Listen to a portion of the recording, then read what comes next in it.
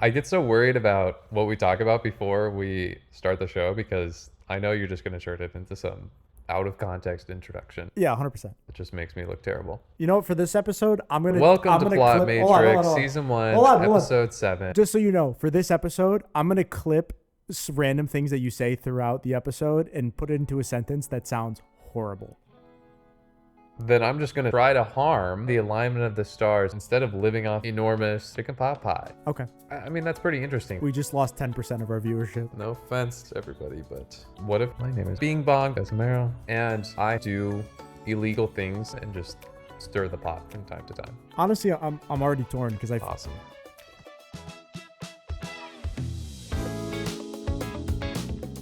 Welcome to Plot Matrix, Season 1, Episode 7. This is a follow-along screenwriting podcast where every week we work on turning a movie idea into a script. On this season, we're writing a movie about a fictional treasure hunt industry called Linwood Treasure Co. So if you're new here, you should be able to follow along, but we also invite you to go back to Episode 2 of the podcast where we really started working on this specific movie idea. But we've already established the backstory of our main treasure hunting team last week, and today we're just going to be pitching more team ideas for the treasure hunt. Yeah, I don't think we're quite settled yet on our protagonist. I feel 80 to 90% confident that we're going to go with the Grant team, but it's still good that we have options, and also we're going to need competitors anyway. This is going to be a good way to get a lot of, secondary characters. Okay, so is there anything you want to say before you pitch your first team idea? Do you want to explain the method of how we're going to do this today? Yeah, so Brian and I have each brought one main team idea that we are pitching each other, and then we're just going to go through a speed round of other team ideas. And the teams are fun just because it's a way that we can just provide some commentary on X, on just something that intersects with our treasure hunt. And so I think a lot of the guests that we bring on, we're going to ask them to also bring team ideas potentially. But I think that speed round will be fun. And just to preview the main feedback we're asking for this week, pitch us more team ideas. We have 1,000 competitors, and we're definitely not going to see all of them over the course of the treasure hunt, but we should have 1,000 teams just for us. No. Okay. All right, I want you to go first this episode because I did a lot of talking last time. So whenever you're ready, go ahead and pitch me your main first idea. All right, so my pitch for a team is a government double agent.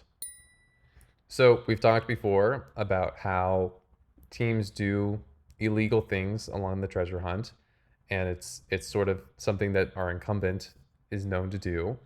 And so my thought is that the feds could work undercover as a team to investigate the incumbent, or just for any crimes that might occur during the treasure hunt. And what that would do is it would establish like a solid B plot to the movie, just another antagonist. They could have actually coerced Linwood themselves to give them a spot. I think they would probably require that. But I would want there to be some like specific reason that this double agent team would need to be competing. Probably to be either winning the trust of the other team members in some sort of way, or I'm not entirely sure yet, because just the concept of a double agent, we could have actually within the incumbents team. Honestly, I'm already torn because I feel like there is merit to this of just this sting operation. I think it makes sense that Linwood would be trying to get rid of the incumbent, like we've said at this point, and to give them access to the competition this way and just, go take them down, go find them committing a crime in the act, and then we can finally get rid of this blemish on our record. Makes sense. Oh, you know what? I know what it is. Okay. So this is something that cannot be done with a double agent within the incumbent team. It's entrapment. They want the incumbent to try to harm the double agent team. They are provoking them, and they need to be competing as an actual team in order to try to entrap the incumbent into doing something illegal to them so they can arrest them. It seems that this team would also be doing illegal things, as we often see governments do. It's, let's do this illegal thing to catch somebody else doing something illegal, and then we can just blame them and completely erase this illegal thing that we did. Yeah, I think that idea actually has a fair amount of merit to it, and it would just be another force of unraveling for the incumbent. Yeah, I wonder if we would get a little bit lost in the sauce about getting the government involved. I mean, I imagine it's the U.S. government because the incumbent is an American company. Probably, yeah. Yeah, so I just wonder if we've sort of made a whole nother plot.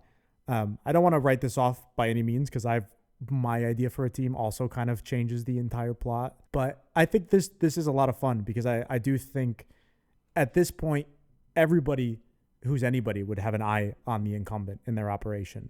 So it makes sense that this now multi-million dollar company was being examined very closely by the government. This team is also good though because it gives us the option for the 2018 treasure hunt or the 2020, whatever the last one is prior to the one that we're examining, gives us the chance to make the incumbent do something ultra suspect that would really bring this team out. And it could be something that's following them throughout the race. You know, not something that takes place in our script at hand, but something that is definitely that little baggage that's nagging throughout the entire story at them. Yeah, and we don't have to give too much screen time to it early on just for it to like add another dynamic to the situation and just stir the pot from time to time. Yeah. And I also love just when you are laying out breadcrumbs for somebody to try to pick up at and you're just prodding them and you're like, come on, make the move, swing first. And there's something really fun with the incumbent having to try to put that restraint and not play into the game and then finally being outsmarted at a different game that they weren't expecting to be playing. Mm-hmm. All right, so let's kick it over to you. What is your pitch for a treasure hunt team? Not that I'm lazy, but let's talk the Grant team. Okay.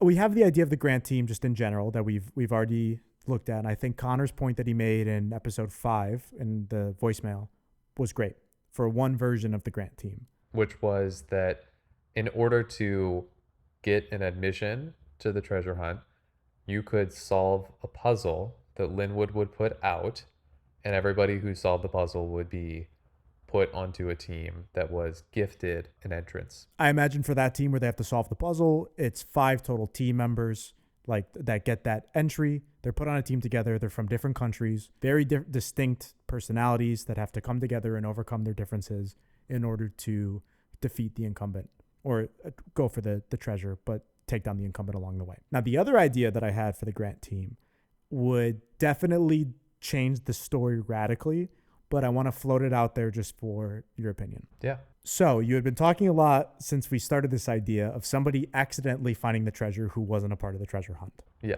So what I had imagined was that somebody finds the treasure completely out of the blue, out of nowhere, and all the competitors who compete in that year are just so angry because they paid $100,000. They thought they had the ability to at least win, and now that's been taken away from them from somebody who didn't even know they were playing the game. Mm-hmm. Now, if you're the person who found the treasure, you just woke up, found a little box, cracked it open, and found $50 million.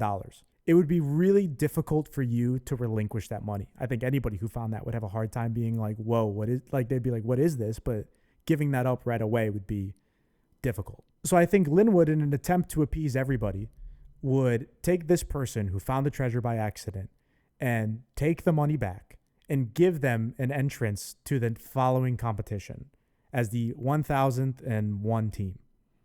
So they would be able to compete with, we'll give them even more money. We'll give them $1 million because they found the 50 million or whatever the prize is.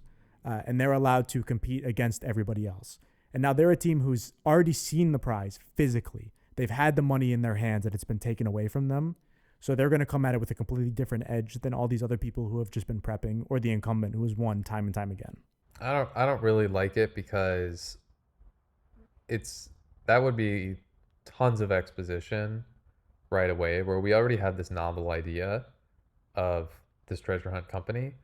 And I think if the setup for the film is there's this treasure hunt company and someone found it and they're given this a mission again, it's too like messy in a way that doesn't like cut as true as like there's this puzzle program that you can use to like merit your way into the treasure hunt, which I think is like a quicker idea to like understand. Yeah, it that's what I said. It's going to define the way that we take the plot. If we go this way with somebody who found it and is now competing because they were the technical winner, then it's going to reshape how everybody views the competition, including this team that had no idea even what the treasure hunt was. that was kind of what I wanted to play with, was imagining a team that stumbled their way into this.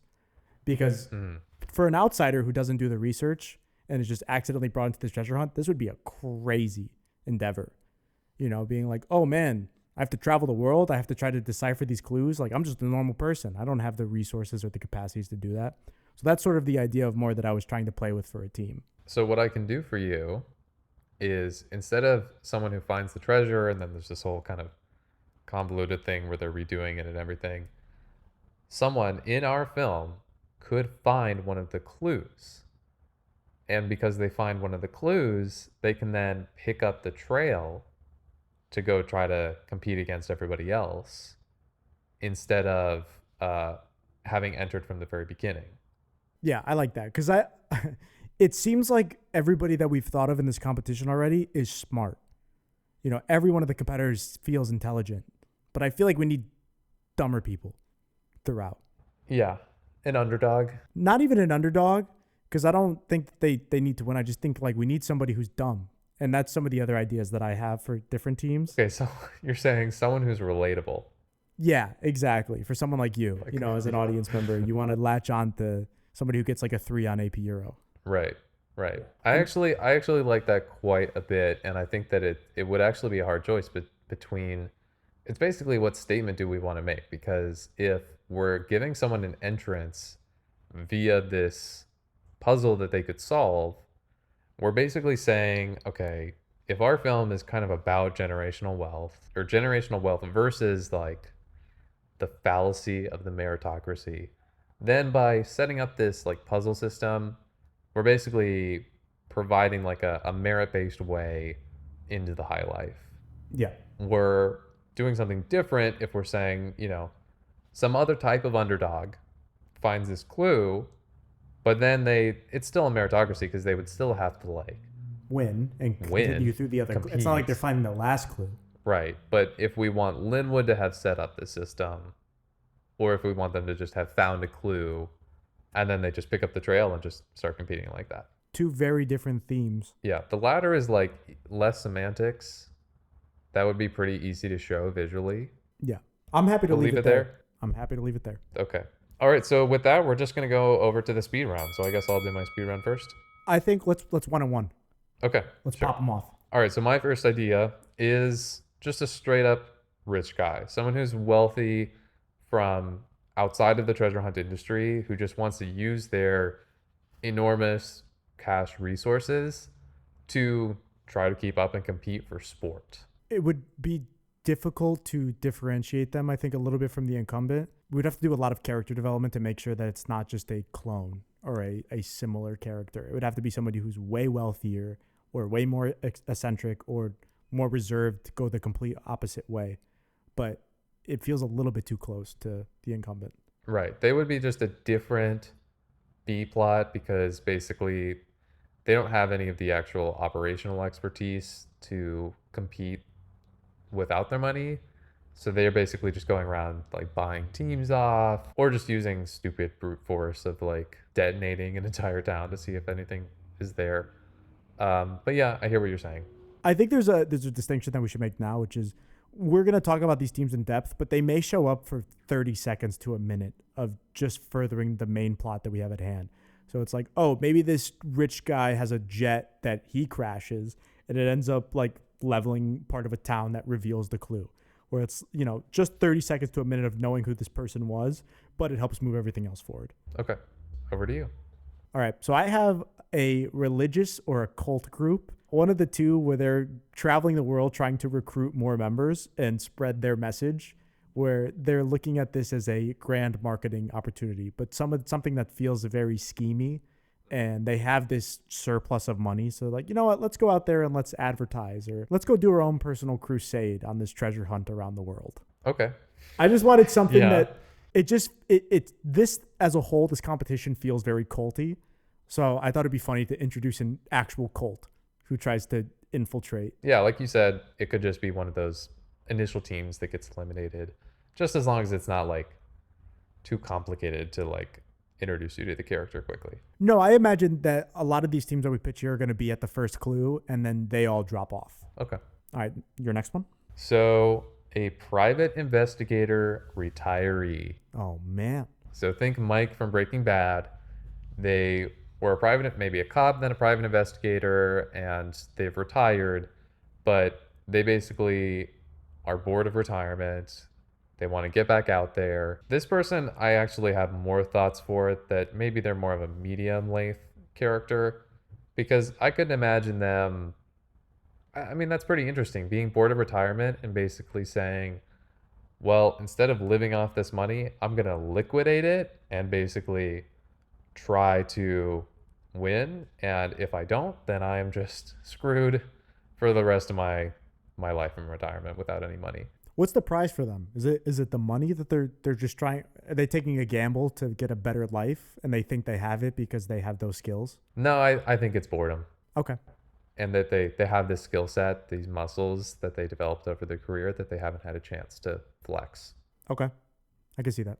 Okay, over to you. All right. So it's slightly similar to the cult group, but I've decided to just label this as influencers. And I imagine that there are two different ways that this can go. Do you think influencers are like a cult? Yeah, 100%. I think that the influencers would either be doing it for clout themselves and trying to expand their brand. And, Linwood hates it because they're now making this very visual for everyone.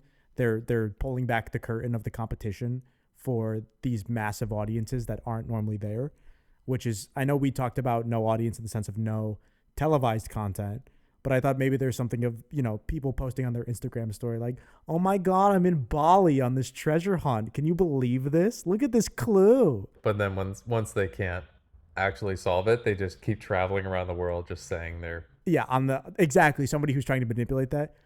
Or I have the idea that... What is with all these caveated multi-part ideas? I like to This give is cheating. options, This is a okay? speed round, okay? I like giving options. Or Linwood is using them to fix their image.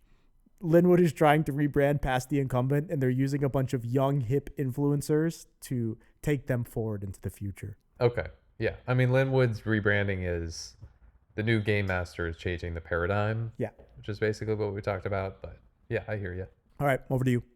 An academic team from a university.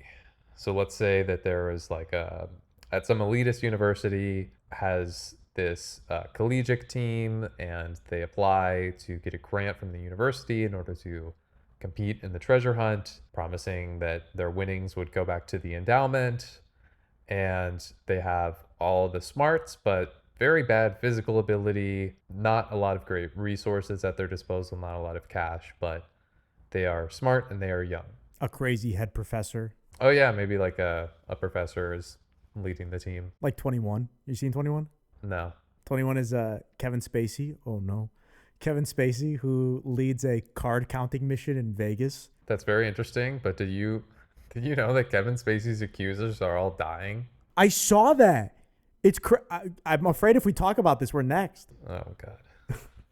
All right, yeah, I don't have a lot more to say about the university if I want to kick it back to you. No, I think that makes sense about the using all these tuition dollars as a ploy, because it's also marketing for the university, and that pitch alone of, oh, this will go back to the endowment, I think would be enough to get some stupid school to take the risk. Well, no, it would definitely happen if Linwood was real. 100%.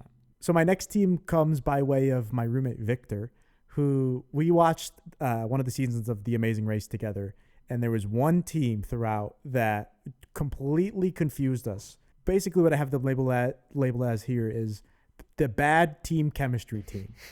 There are these two competitors. I don't know what season it was. I think it might have been 11. But their team name was the Goths. And all they did the entire race was complain back and forth. They absolutely did not know how to finish most of the clues. But out of 10 competitors, they finished 4th. They just kept somehow making their way through every single challenge, where I just feel like there's room for us to be like, how are these people still going? And maybe this could be an undercurrent for any of these other teams, but just a team where there's constant bickering throughout.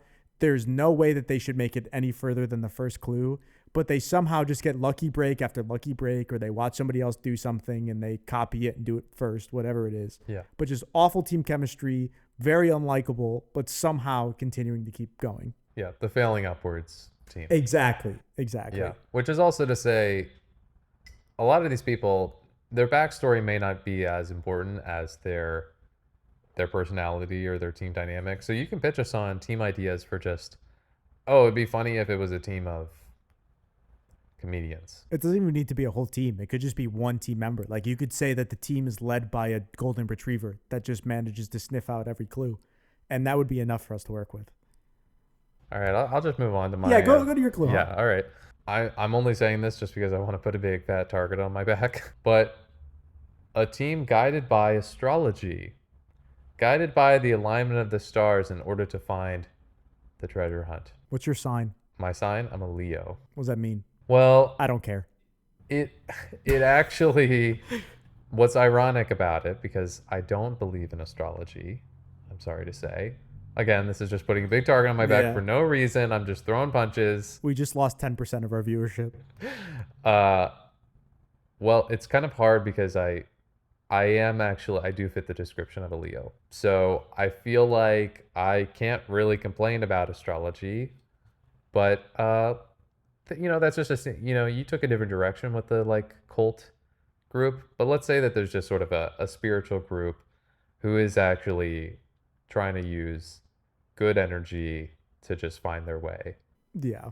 Their flares are just sage.